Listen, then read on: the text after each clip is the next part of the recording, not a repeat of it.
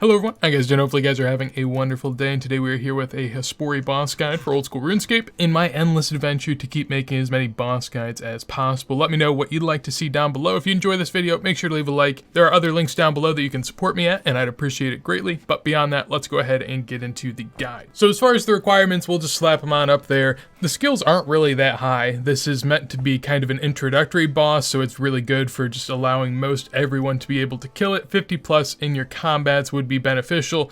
Not required. Nothing is required technically in terms of melees, but you do want to have your levels up there. I'd recommend 50s to 60s to at least be able to kill it with confidence. 37 prayer for protect from magic, 65 farming to enter the farming guild, or 62 with a gardening pie, and you'll also need 60% Hesidious favor, which isn't that bad. You'll have to get all the favor done on Current at some point, so you may as well just knock out this one considering it's not the worst. Hespori's weakness is going to be to melee, so that's what we'll be using in particular, slash, but ultimately you can use kind of whatever weapon you want.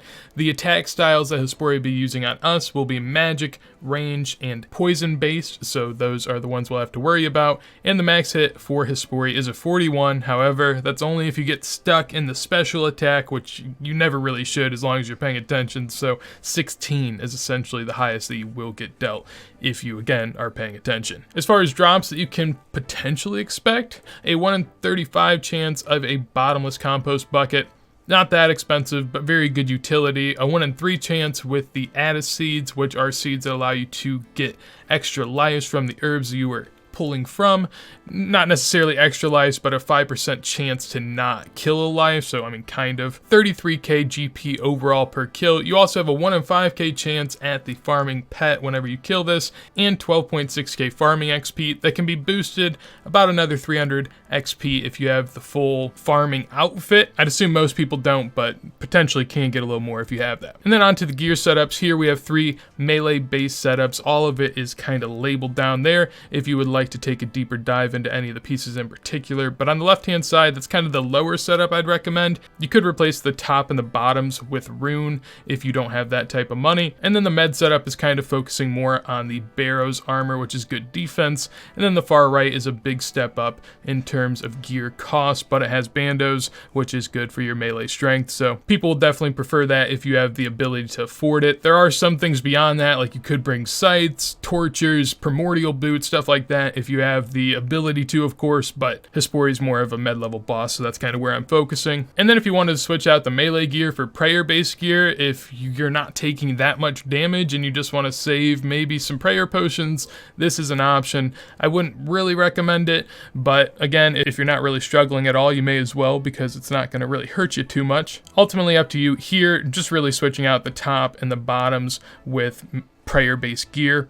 On the left-hand side, we got Monk's Robes, then Initiate, and then Proselyte on the far right. Kind of the prayer upgrades you go throughout the game. Nothing too crazy to note there. Moving on to the inventory and how to get there, I'll be on my hardcore, so hopefully I don't disconnect showing this example kill, but the inventory, I have a special attack weapon, that's a Dragon Dagger. If you have a Crystal Halley, that would be really good as well, or Dragon Claws, something like that for the higher end players.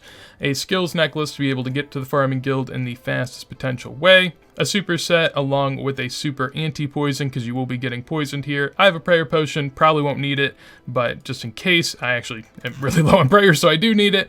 Also some steel darts there. I have 100. You definitely won't need that many, but you're just going to want a quick ranged weapon to be able to take out some of the plants that will spawn during the kill. I have a little bit of food, and then finally a whole little farming get out to be able to plant and get your next Hespori in there. You don't need a rake if you already have one planted, you'll be good, but go ahead and find your way on over to the Farming Guild however you would like.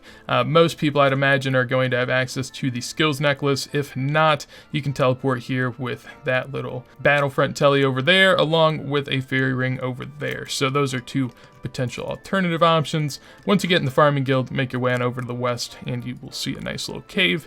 Inside will be the Hespori lair.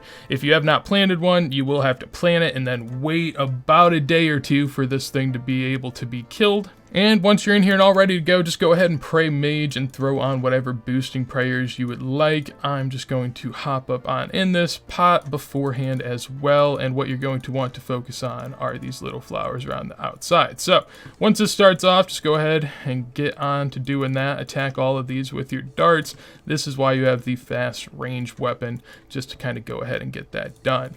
As you can see here, taking a little bit of damage, so it's not necessarily something that I would recommend, you know, low-level people come here in really bad gear or prayer boosting gear, I guess. You're going to want to have a little bit of defense, no doubt. Praying mage going to deal with most of the mage damage, and then your range-based defense should do pretty well itself. The flowers will pop out whenever the boss is down to 200 HP and 100 HP, whenever it's kind of a third of the way through the kill, so you can plan for that. It just popped up whenever it was at 200 a second ago, and here in a second it will again pop up. I just got binded right there by those vines that popped out. That is the special attack that can hurt you. As soon as you get binded, just go ahead and start spam clicking your way out of there. After you spam click enough, you'll run away and you won't get hurt.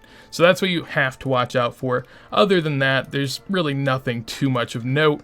You just take a little bit of damage here and there, run around, kill some flowers with your darts, and I mean, Hespori kind of soaks up damage, so even the times of the kill where you're doing damage, you don't have to worry too much because you're kind of just blazing through it. Dumping specs at the end. If you have a Crystal Halley, you can actually spec before 100 HP and try to skip the phase entirely.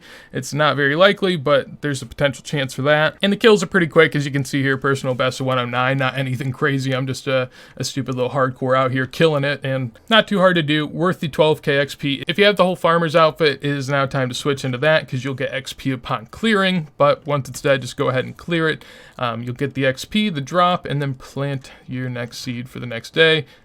Oftentimes I forget that, so just kind of get used to it. Make sure that you drill that in your head. There's really nothing too crazy that you can get from this, but you can get some pretty consistent GP along with good XP and some added seeds that allow your herbs to be a little bit more profitable. So nice little boss to get introduced. I think it kind of has a good parallel with Skatizo later in the game, so that's pretty nice. And hopefully you guys enjoyed this video. If you did, make sure to leave a like. Any boss guides you want to see from me, let me know in a comment down below. And on top of that, if you want to see more videos like this, as soon as I go live, make sure to subscribe. Also, we'll be streaming some hardcore Iron Man demonic gorillas later tonight on Twitch. If you want to check it out, links below, along with other places you can support me. I'd appreciate it greatly. And with that said, hopefully you guys have a wonderful day, and peace.